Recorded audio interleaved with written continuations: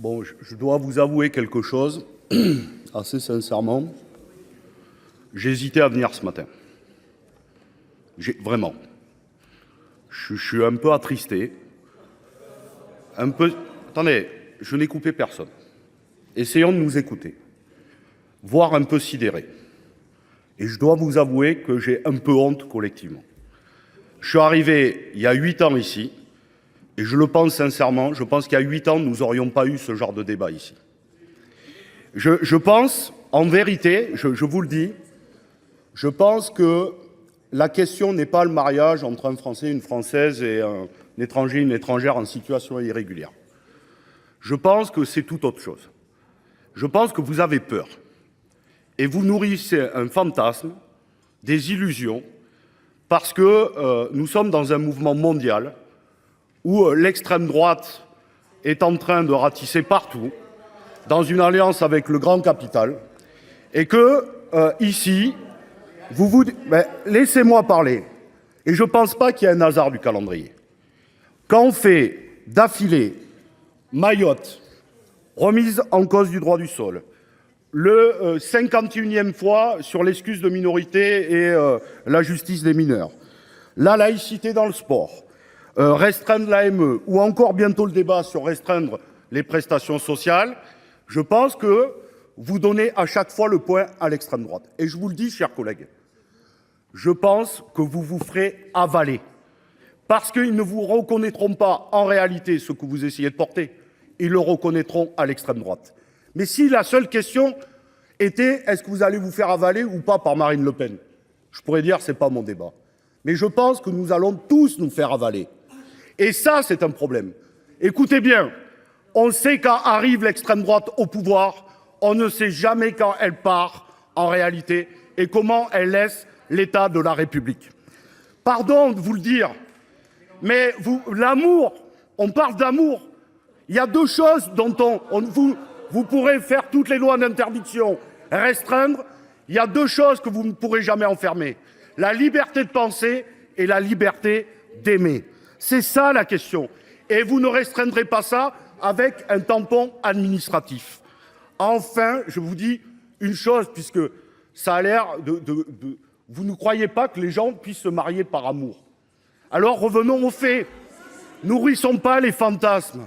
Nourrissons pas un bouc émissaire. Les faits.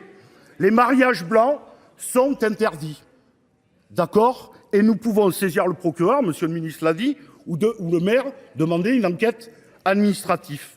Mais sérieusement, vous faites une proposition de loi comme si c'était un problème dont j'ai entendu l'auteur de la proposition de loi, les gens viennent l'interpeller. Je le dis sincèrement, personne ne m'a jamais parlé de cette question. Mais oui, mais monsieur le ministre, vous n'avez donné aucun chiffre dans votre intervention. Ici, écoutez, on se base sur les faits, on n'est pas sur un plateau télévision de désinformation à la CNews. Écoutons les faits, donnez-nous les chiffres. Est-ce que c'est par dizaines, centaines, milliers ou dizaines de milliers? Donnez-nous un chiffre. Enfin, la dernière chose, nourrissons pas un fantasme. Un homme ou une femme qui se marie avec une personne en situation irrégulière n'ouvre pas automatiquement le fait d'avoir un titre de séjour. D'accord ? Ça n'ouvre pas automatiquement le fait d'avoir un titre de séjour. Donc la question est ailleurs. Et je vous dis, chers collègues, je pense que sincèrement, c'est trop. Et si nous continuons sur cette pente et à ne pas s'occuper des véritables problèmes, la question du réchauffement climatique, la question sociale, vous vous ferez avaler, mais pire, nous avalerons tous. Et dans 3 ans, nous serons confrontés à un autre problème. Et là, vous porterez une responsabilité parce que vous avez ouvert une fenêtre d'Overton et permis que ces idées, elles prennent place dans la société, mais aussi dans cet hémicycle. Voilà. Et je vais vous dire quelque chose. Si les gens sont très amoureux, ils peuvent se marier dans leur pays d'origine. La vie privée et familiale, reconnue par la Cour européenne des droits de l'homme et par le Conseil d'État, évoque le fait que la vie privée et familiale est possible dans le pays d'origine. Il y a 3 jurisprudences du Conseil d'État l'année dernière pour le dire.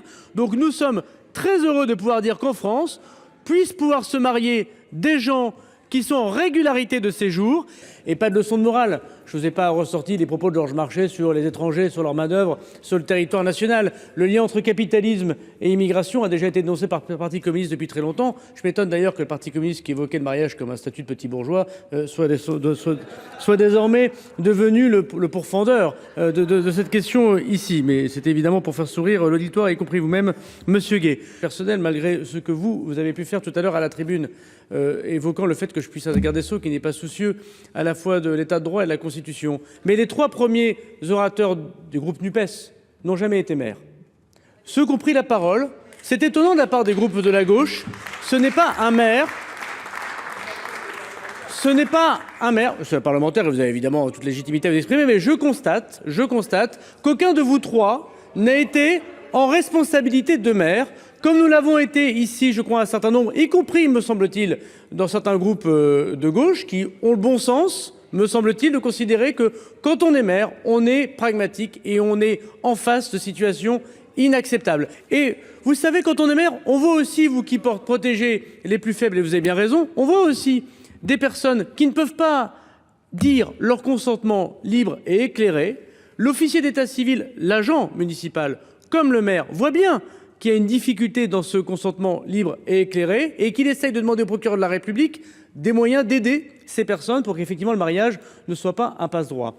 Et donc je pense que c'est assez révélateur que ceux qui se sont exprimés contre cette proposition de loi n'aient jamais été officiers d'état civil. Ou d'ailleurs je veux dire à Mme Narassiguin que justement, vous dites le maire n'est pas un juge, mais le procureur de la République n'est pas un juge. Et le maire agit au nom du procureur de la République en tant qu'officier d'état civil. D'ailleurs, si le maire porte une écharpe blanc-rouge, c'est pas parce qu'il est local, c'est parce qu'il est représentant de l'État, officier d'état civil et représentant du préfet. Et donc, bien sûr, comme le procureur de la République, il est la continuité de l'État. Il est aussi un agent de l'État, le maire. C'est ce qui fait sa différence fondamentale avec les autres élus qui n'ont pas le droit de porter l'écharpe blanc-rouge avec le bleu au début de son épaule. Et donc, oui, le maire doit aussi vérifier le contrôle de l'immigration. C'est la loi qui l'a confirmé depuis plus de 50 ans. Quand le maire doit regarder les certificats d'hébergement avant de donner un certain nombre d'autorisations pour pouvoir faire venir la personne et sa famille, il contrôle l'immigration. Et c'est son rôle d'agent de l'État que de le faire. Et donc il n'y a rien de nouveau sous le soleil. Donc vous avez dit beaucoup, me semble-t-il, d'ineptie. Et je voudrais terminer par dire... Bon, le ministre vient de faire... Le problème du ministre, c'est qu'il confond souvent un stand-up et une séance du Sénat, mais ça semble lui faire plaisir, donc très bien. Je n'ai pas votre talent, mais je vais vous rassurer, j'ai célébré des mariages, monsieur le ministre, et donc j'ai compris qu'ici, il y avait donc plusieurs catégories de sénateurs, et qu'il fallait avoir célébré des mariages pour avoir droit de s'exprimer. Ne ronchonnez pas comme ça, monsieur le ministre, ça prouve que ce que je dis vous atteint. Alors, c'est simplement... pourquoi est-ce que nous allons voter cette exception d'irrecevabilité? C'est parce que nous sommes totalement d'accord avec les arguments que vous, à l'époque, vous étiez ministre de l'Intérieur. C'est vrai que vous avez eu du mal à l'oublier, où vous indiquiez sur le même amendement de Madame Boyer, ici présente, votre amendement est contraire non seulement à nos engagements internationaux, mais également à la jurisprudence du Conseil constitutionnel qui s'appuie sur les 2 articles de la Déclaration des droits de l'homme et du citoyen de 1789. Donc, contrairement à ce que vous venez d'indiquer, vous ne vous êtes pas opposé à ces amendements parce que c'était des cavaliers, mais parce que vous les considériez inconstitutionnels. Mais comme, et vos anciens amis de droite peuvent en témoigner, vous avez une conception assez plastique de vos propos et donc de ce fait, vous pouvez dire aujourd'hui le contraire de ce que vous disiez hier. Je propose d'ailleurs la question, monsieur le ministre, et j'espère que vous pourrez apporter cette réponse pour qu'on ait un fait. De combien de cas parlons-nous? De combien? Parce qu'on m'a dit ici, quand je suis arrivé au Sénat, on légifère sur l'essentiel et donc sur la majorité des cas. Donc, je repose la question sur plusieurs dizaines, centaines de milliers de mariages chaque année, de combien de cas parlons-nous? La deuxième question, je réponds, M. Demilly, moi, j'essaie, et parfois il m'arrive de m'emporter, mais de faire attention aux mots. Oui, je n'ai pas dit que vous étiez d'extrême droite. Je dis que vous courez après l'extrême droite. C'est le réel, mais vous pourrez réécouter l'ensemble de mes propos. Et je sais qu'on est dans un moment d'inversion des valeurs. Les défenseurs de la liberté d'expression le sont pour porter leur racisme. Mais en réalité, M. Demilly, moi je ne fais pas partie d'un gouvernement qui, aujourd'hui, ne tient que par, en réalité, la laisse de Madame Le Pen. C'est ça le réel. Et vous pourrez dire que c'est la gauche qui fait monter le racisme, c'est y compris nous qui sommes en bataille face aux idées du Front National et les idées racistes. Et celles et ceux qui passent le plat, ce sont vous. Enfin, la dernière chose, je vous le dis, Monsieur le ministre, j'ai bien écouté que vous disiez que Madame Vogel, Madame Narassiguin et moi-même n'avons jamais été maires, c'est vrai. Pour ma part, je n'ai jamais célébré de mariage.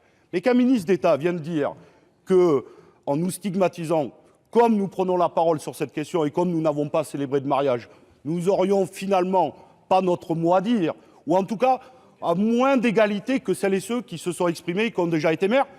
Je le dis sincèrement, ici nous légiférons tous à égalité, nous sommes toutes et tous élus à égalité, et je comprends que pour ma part, par exemple, j'ai été 10 ans au SMIC, et je comprends que beaucoup d'entre vous ne parlent pas de salaire et du SMIC parce qu'ils ne l'ont pas vécu. Vous voyez, jamais je n'oserais le dire. Je vous remercie, monsieur le